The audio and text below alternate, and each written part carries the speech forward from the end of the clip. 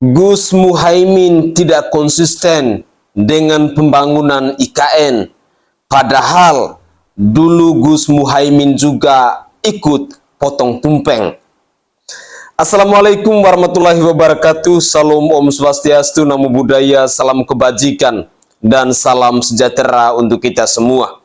Saudaraku sebangsa dan setanah air, para penonton kanal YouTubeku yang sangat saya hormati dan sangat saya cintai. Salam jumpa dan selamat bertemu kembali bersama saya Sainai, tentunya di channel YouTube Orang Timur TV. Saudaraku sebangsa dan setanah air, debat cawapres semalam memang sangat dan amat seru. Salah satu keseruannya ketika seorang Gibran Rakabuming Raka mengatakan bahwa seorang Muhaimin Iskandar atau Gus Muhaimin ini tidak konsisten. Padahal dulu awal-awal Gus Muhaimin ini ikut potong tumpeng di IKN. Dengan demikian, pada kesempatan ini saya ingin mengajak pemirsa sekalian, mari kita bersama-sama menyimak keseruan-keseruan apa saja dalam debat semalam antara seorang Gibran Rakabuming Raka berhadapan dengan Muhaimin Iskandar dan juga Bapak Profesor Dr. Mahfud MD. Mari kita saksikan bersama-sama. Bapak Gibran Rakabuming Raka untuk subtema keuangan, pajak, pengelolaan APBN dan APBD. Hanya sepertiga APBN yang dapat digunakan untuk membiayai pembangunan. Padahal janji kerja program paslon memerlukan biaya tinggi. Pertanyaannya, mana yang menjadi pilihan prioritas anggaran? Pembangunan infrastruktur fisik atau pembangunan kualitas SDM dan ekonomi rakyat? Waktu Bapak untuk menjawab 2 menit, kita mulai ketika Bapak mulai berbicara. Baik, terima kasih. Tidak semuanya harus menggunakan APBN. Contoh IKN, banyak yang gagal paham. Tidak 100% pembangunan IKN itu menggunakan APBN. Yang digunakan hanya 20%. Sisanya adalah investasi dari swasta dan investasi dari luar negeri. Ini yang banyak yang gagal paham. Lalu kita mengacu ke pertanyaan, infrastruktur fisik atau SDM, dua-duanya penting. Dan dua-duanya harus dijalankan secara paralel. Karena sekali lagi, untuk menuju Indonesia emas dibutuhkan generasi emas. Kita butuh future talents yang menguasai future skills. Untuk itu, di tingkat SMK misalnya, kita perlu alat-alat yang ada di SMK itu bisa memenuhi kebutuhan zaman, kebutuhan industri. Sehingga ketika anak SMK lulus, mereka benar-benar bisa siap kerja, siap menerima tantangan kerja. Lalu, untuk fisik, tidak selalu harus dari APBN, sekali lagi. Bisa kolaborasi, misalnya dengan swasta, dengan CSR. Jadi tidak semuanya harus dibebani oleh APBN. Lalu apa PR kita ke depan? PR kita ke depan harus bisa menambah penerimaan negara. Untuk itu kami dari Paslon 2 akan membentuk lembaga badan penerimaan negara yang dikomandoi langsung oleh Presiden. Sehingga nanti ketika berkoordinasi dengan kementerian-kementerian ini bisa lebih luas. Dan sekali lagi kita ingin menaikkan rasio pajak sehingga penerimaan negara nanti bisa kita gunakan untuk pendidikan, untuk kesehatan, dan lain-lain. Terima kasih. Satu hal yang saya tidak suka dari pernyataan Gibran Rakabuming Raka ini ketika untuk menambah penerimaan negara, solusinya adalah kita ingin menaikkan rasio pajak.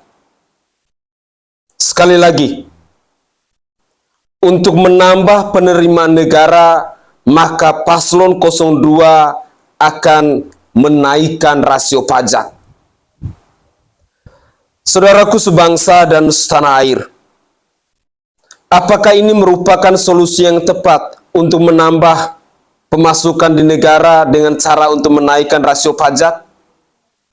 Dan otomatis ketika untuk menaikkan rasio pajak ini pasti bebannya kepada kita rakyat Indonesia.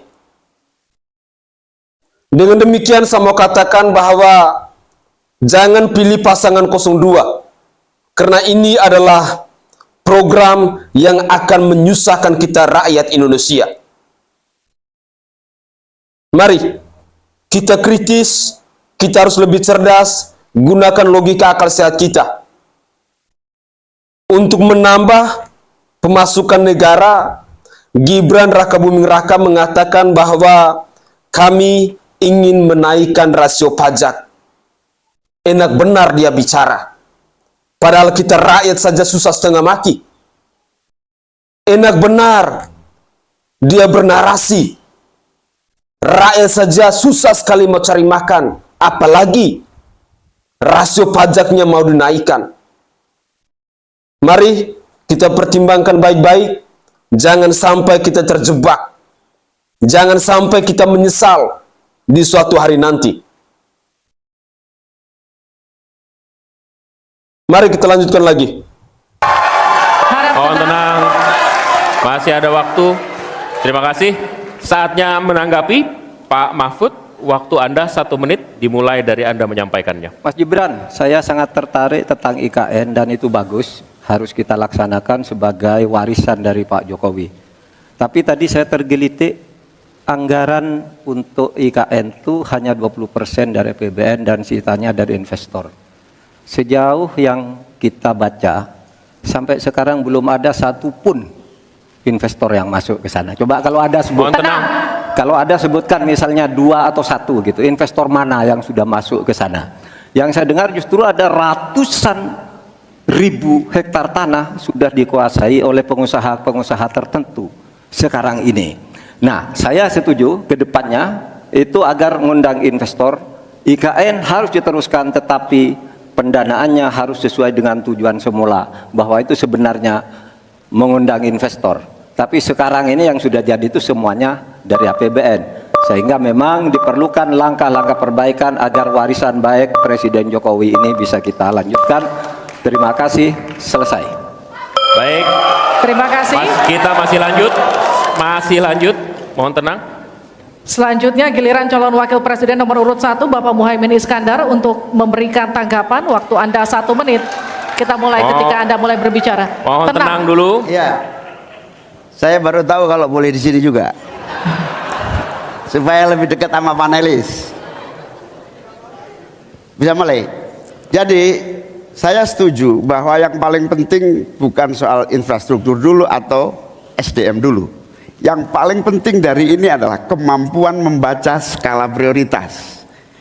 Seluruh proyek-proyek besar yang ambisius, ini IKN sebagai salah satu contoh saja, itu kalau hanya mengandalkan APBN hampir 500 triliun. Padahal 1% saja dari 400 sekian triliun itu untuk bangun jalan seluruh Kalimantan beres, membangun seluruh kota-kota di Kalimantan beres. Dan yang paling penting infrastruktur yang untuk SDM 3% aja dari seluruh anggaran IKN itu bisa membangun sekolah dengan baik di seluruh Kalimantan. Itu contoh kemampuan mengambil skala prioritas. Oleh karena itu skala prioritas sangat penting. Mohon tenang. Sekarang kita berikan kesempatan kepada Pak Gibran untuk menanggapi atas tanggapan yang sudah disampaikan. Silakan. Baik, saya izin menanggapi Gus Muhaimin dulu. Saya ingat sekali Gus Muhaimin dulu sempat ikut meresmikan dan potong tumpeng di IKN. Ini gimana? Ini nggak konsisten. Dulu dukung, sekarang nggak dukung karena menjadi wakilnya Pak Anies yang mengusung tema perubahan. Sekali lagi Gus, mohon maaf, IKN ini bukan hanya membangun bangunan pemerintah, tapi juga sebagai simbol pemerataan pembangunan di Indonesia, sebagai simbol transformasi pembangunan di Indonesia. Dan untuk menanggapi Prof. Mahfud, Prof, mungkin nanti setelah pulang dari debat bisa di Google, sudah banyak yang masuk hanya pada Agung Sedayu, dan nanti akan tambah lagi mungkin setelah Pilpres, karena mereka akan pasti akan wait and see melihat stabilitas politik di Indonesia. Terima kasih Prof. Baik, silakan berikan apresiasi dan aplaus dulu. Biar semangat semua. 1, 2, 3, pendukung-pendukungnya silakan bersemangat memberikan apresiasi. Oke guys, itulah cuplikan-cuplikan video yang bisa saya persembahkan ke hadapan pemirsa sekalian.